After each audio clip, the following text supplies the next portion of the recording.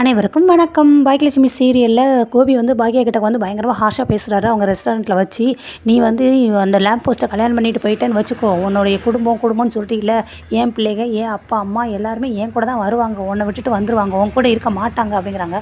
போதும் நிப்பாட்டுங்க, உங்களை விட்டுட்டு கல்யாணம் பண்ணி போனதுக்கப்புறமும் எனக்கு எல்லோரும் சப்போர்ட் பண்ணுறாங்க பார்த்தீங்களா, அதுதான் என் குடும்பம் எப்போவுமே என்னை விட்டு போகாது, நான் செய்கிறது சரியான விஷயந்தான் அப்படின்னு சொல்லி என் குடும்பம் எப்பயுமே நம்பும், நீங்கள் நினைக்கிற எந்த ஒரு விஷயமே நடக்கவே நடக்காது அப்படிங்கிறாங்க. போதும் நிப்பாட்டு, நீ எப்படி வேணாலும் போய் எக்கெடுக்கட்டு போ, எனக்கு அது தேவையில்லை.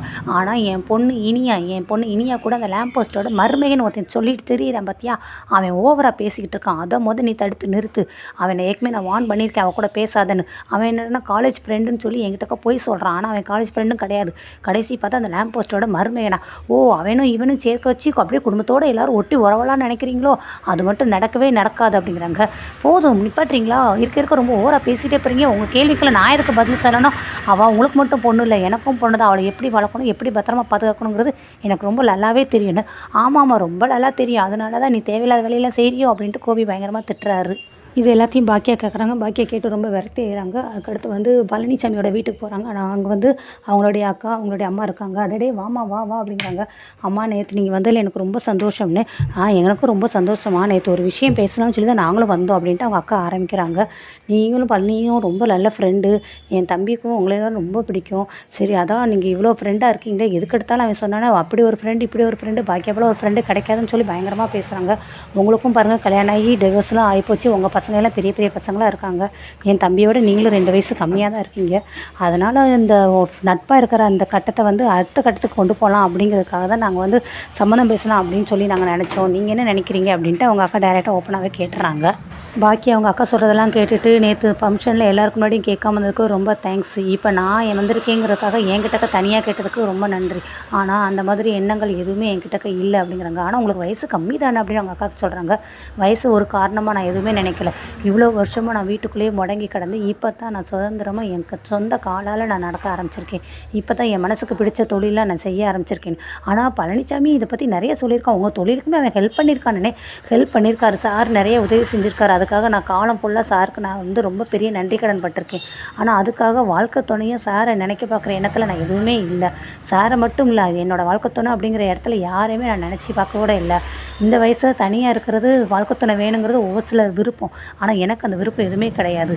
இப்போ தான் நான் என் சொந்த காலில் நிற்கிறேன், சுதந்திரமாக நான் நடமாடுறேன். எனக்குன்னு பசங்க, அத்தை, மாமா எல்லாருமே இருக்காங்க.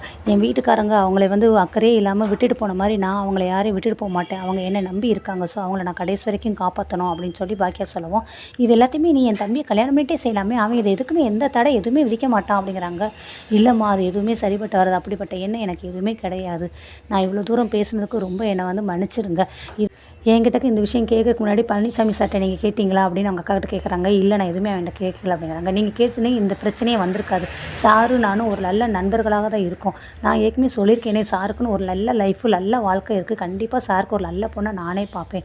சார்கிட்ட கேட்டிருந்தீங்கன்னா இது எதுவுமே சார் சொல்லியிருக்க மாட்டாங்களே. அவங்களுக்கு எனக்கு ஒரு நல்ல நட்பு தான் இருக்கே தவிர வேறு எந்த இதுவுமே கிடையாது. இவ்வளோ தூரம் நான் பேசுனதுக்கு, ரொம்ப தவறாக பேசுனதுக்கு எல்லாத்துக்குமே என்னை ரொம்ப மன்னிச்சிருங்கம்மா, நீங்களும் மன்னிச்சிருங்க அப்படின்னு சொல்லி சொல்கிறாங்க. அதெல்லாம் ஒன்றும் இல்லை பாக்கியா, அவன் வந்து அவங்க தம்பி வந்து தனியாக இருக்கானே, யார் கூடவே பேச மாட்டானே, ஆனால் உங்ககிட்ட நல்லா பேசுகிறானேங்கிற ஒரு ஆதங்கத்தில் தான் அவள் கேட்டான். மற்றபடி எதுவும் கிடையாது, நீ மனசில் எதுவும் நினச்சிக்கிடாத அப்படின்னு பாட்டியும் சாரி சொல்கிறாங்க.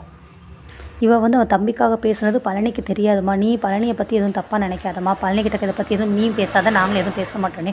ஐயோ அம்மா, நான் பழனிசாமிகிட்ட சார் இதுகிட்ட எதுவுமே இந்த பற்றி விஷயத்தையும் சொல்ல மாட்டேம்மா, ரொம்ப தேங்க்ஸ்மா என்னை புரிஞ்சதுக்கு, இனிமேல் இந்த மாதிரி வார்த்தைகள் எதுவும் பேச வேண்டாம் அப்படின்னு சொல்லிட்டு அவங்க கிளம்பிடுறாங்க.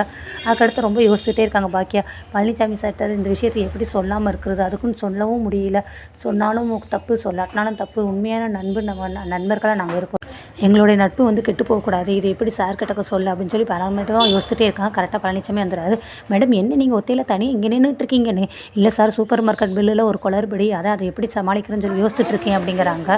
சரி மேடம், நானும் சூப்பர் மார்க்கெட் தான் போகிறேன், வாங்க 2 பேரும் ஒன்றா சேர்ந்து போயிடலாம் அப்படிங்கிறாங்க. காரில் சரி இதுதான் வாய்ப்பு, இவங்ககிட்ட எப்படியாவது பேசிடணும் அப்படின்னு சொல்லி அவங்கள காரில் ஏறி சீட்டு பெல்ட்டெல்லாம் போட்டு போகிறாங்க. சைலண்ட்டாகவே இருக்காங்க. சார் கிட்டக்கு இது எப்படி ஆரம்பிக்கிறதுன்னு யோசிச்சுட்டே இருக்காங்க. என்ன மேடம், என்ன உம்மன் இருக்கீங்க, ஒரு மாதிரியாக இருக்கீங்க, பாட்டை வேணா ஆஃப் பண்ணிடவா அப்படிங்கிறாங்க. இல்லை சார், அதெல்லாம் ஒன்றும் வேண்டான்னு. சரிங்க மேடம் பிடிக்கலாட்டும் ஆஃப் பண்ணிடுவோம், அதனால் என்ன அப்படிங்கிறாங்க. இல்லை சார் உங்ககிட்ட ஒரு விஷயம் பேசணும். என்ன மேடம் சொல்லுங்கள் அப்படிங்கிறாங்க. சார் என் வயசில் இருக்கிற ஒரு குடும்பத்தில் ஒருத்தர் இருக்கிறவர், அவரோட குடும்பம் என்கிட்ட வந்து பேசுகிறாங்க, அவர் என்னை விரும்புறதாகவும் அவரை கல்யாணம் பண்ணிக்கோங்க அப்படிங்கிறதுக்காகவும். எனக்கு இதில் என்ன முடிவெடுக்க என்னென்ன ஒன்றுமே தோணலை சார், இதை பற்றி உங்களோட ஒப்பீனியன் என்ன சார் அப்படின்னு சொல்லி கேட்குறாங்க. ஸோ இதோட முடியுது. பழனிசாமி நாளைக்கு வந்து இது வந்து சரியாக தவறாங்கிறத நான் சொல்ல போகிறாரு. நம்ம அதை தொடர்ந்து பார்ப்போம். ஸோ மறக்காமல் நம்மளோட சேனலை சப்போர்ட் பண்ணுங்கள். தேங்க்யூ.